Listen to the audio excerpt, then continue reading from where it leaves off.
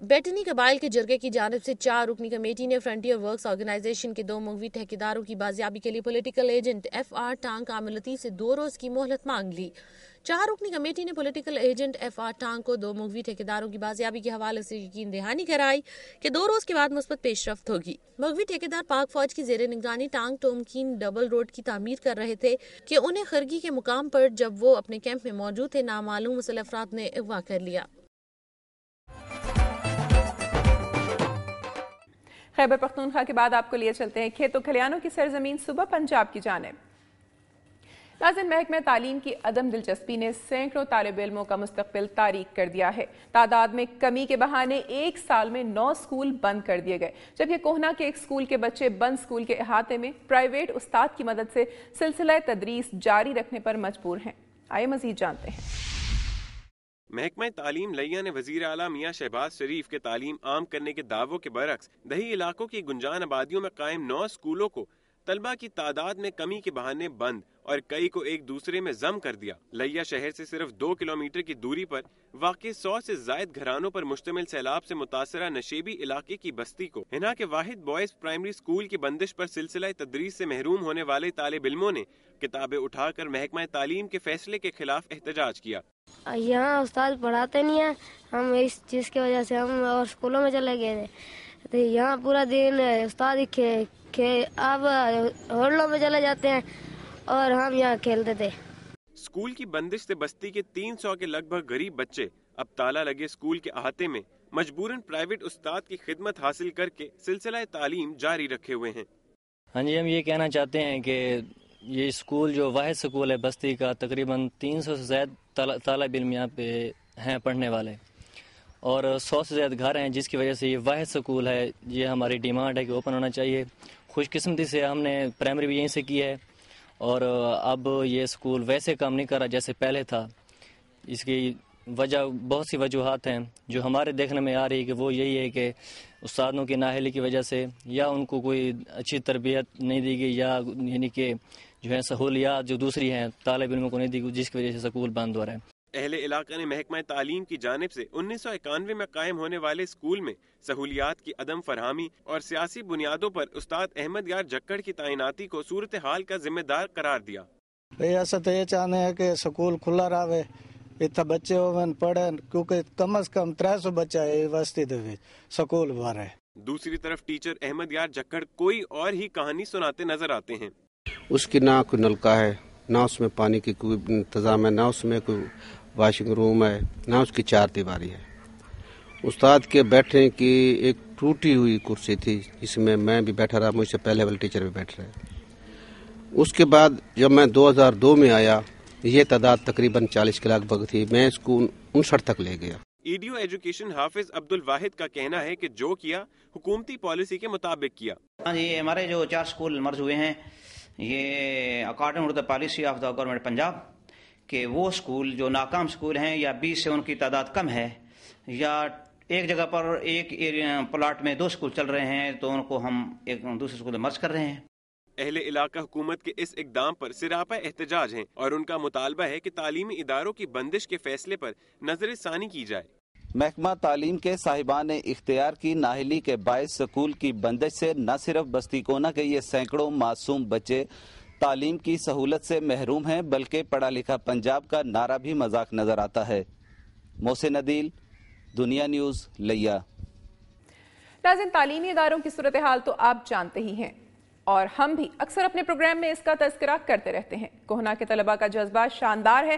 محکمہ تعلیم کے ذمہ داروں کو قوم کے مستقبل کی بات سننی چاہیے اور انہیں ان کا حق دینا چاہیے۔ ناظرین، بڑھتی ہوئی مہنگائی اور عوام الناس کی قوت خرید میں کمی کا احساس زندگی کے ہر شعبے پر بتدریج غالب ہوتا نظر آتا ہے۔ الیکٹرانکس، کھلونوں کی قیمتوں میں اضافے اور گنجان آبادیوں میں پارکس کی کمی نے ایک بار پھر لوگوں کو روایتی ثقافتی کھیلوں کی طرف راغب ہونے پر مجبور کر دیا ہے۔ لٹو چلانے کا کھیل بھی سینکڑوں سالہ قدیم کھیلوں میں شمار ہوتا ہے۔ لیا کے گلی کوچوں میں پختہ تھڑوں اور سڑکوں پر جا بجا 20 بچے لٹو کے مقابلوں میں مصروف نظر آتے ہیں۔ آئے دیکھتے ہیں۔ یہ شہباز احمد ہے جس کے ہنرمند ہاتھ لکڑی کو لٹوؤں میں تبدیل کرنے میں مصروف ہیں۔ جاذب نظر بنانے کے لیے لٹو پر دائروں کی صورت میں رنگ کیا جاتا ہے۔ आरी की मदद से जुड़े हुए लट्टुओं को अलग अलग करके निचले हिस्से में कील ठोंक दी जाती है। इस आखिरी अमल के बाद लट्टू तैयार हो जाता है। शहबाज अहमद के मुताबिक वो एक दिन में 500 से 600 लट्टू तैयार करता है, जिन पर उठने वाले अखराजात लगभग 800 के करीब हैं। 5, 10 और 20 रुपए में दस्तयाब लट्टू सिर्फ 1.5 गज की डोरी की मदद से गरीब बच्चों के बहलावे का सबब बनता है। लट्टू खेलने वाले बच्चों का कहने के चंद रुपए मिलने वाले जेब खर्च से वो बाआसानी सस्ते दामों दस्तयाब लट्टू और डोरी खरीद कर खूब खेल से लुत्फानंदोज होते हैं और मुकाबले में जीत पर हारने वालों से लट्टू हासिल कर लेते हैं। मैंने खुद ही सीखा लट्टू और मैं बहुत से मुकाबले में जीता हूँ। 10 रुपए का आता है, 5 रुपए का आता है, 20 रुपए का आता है। हम लेते हैं, हम खेलते हैं। लट्टू चलाने का शुमार कदीम खेलों में होता है, लेकिन महंगाई के बायस लैया के गली कूचों में उख्ता थड़ों और सड़कों पर जा बजा बच्चे लट्टुओं के मुकाबलों में मसरूफ नजर आते हैं। चंद रुपयों से खरीदे गए इन लकड़ी के खिलौनों से खेलते इन मासूम बच्चों के चेहरों पर फैली मुस्कान ही शायद महंगाई के दौर में पिसते इनके माँ बाप की जिंदगी का कुल असासा है। मोहसिन अदील, दुनिया न्यूज, लैया। रिपोर्ट आपने मुलाहिजा की कि किस तरह गली कूचों में बच्चे लट्टू से लुत्फानंदोज हो रहे हैं, लेकिन आज के इस जदीद दौर में जब मुहज़्ज़ब मुआशरों में बच्चे इलेक्ट्रॉनिक खिलौनों से अपना दिल बहला रहे हैं, हमारे बच्चे वापस रिवायती खेलों से लुत्फानंदोज होने पर मजबूर हो रहे हैं। और इसकी वजह सिर्फ और सिर्फ महंगाई है, जिसकी वजह से क़ुव्वत ख़रीद कम होने के बायस गरीब वालिदैन अपने बच्चों को इलेक्ट्रॉनिक खिलौने खरीद कर देने की पोजीशन में नहीं है। नाज़रीन, रिवायती खिलौनों का जिक्र तो हो चुका, अब जरा बात करेंगे बेगार कैंपों की। आज के जदीद दौर में भी पुराने अदवार की तरह लोगों को गुलाम बनाकर जबरदस्ती उनसे काम लेने का रिवाज पाया जाता है। फकीरवाली के नवाही गांव से 4 साल कबल अगवा होने वाला साबिक नादरा एजेंट 4 साल सिंध के नामालूम बेगार कैंप में जिंदगी के तल्ख और अजियतनाक अयाम गुजारने के बाद इस हालत में घर पहुंचा है कि जहनी तवाज़ुन खो चुका है। उसकी याददाश्त जवाब दे चुकी है, जबकि 2 साल कबल 4 बहनों के इकलौते भाई की जुदाई में उसकी वालिदा भी दुनिया से रूठ गई। आइए देखते हैं। फकीरवाली के नवाही गांव का रहायशी गुलाम मुस्तफा 4 साल बाद वापस घर पहुंच गया।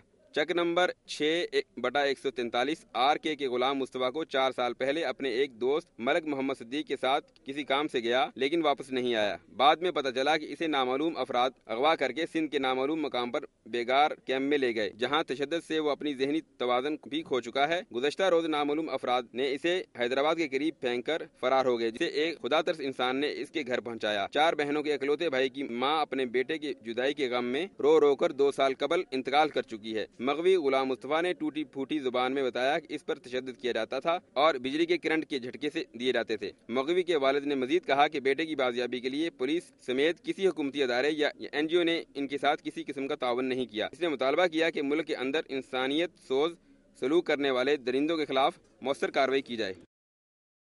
और नाज़रीन, यहाँ लेंगे एक ब्रेक, लेकिन प्रोग्राम में अभी बाकी है। जड़ावाला में पसंद की शादी करने वाली लड़की को चचा ने एडिशनल सेशन जज की अदालत के बाहर फायरिंग करके कत्ल कर दिया।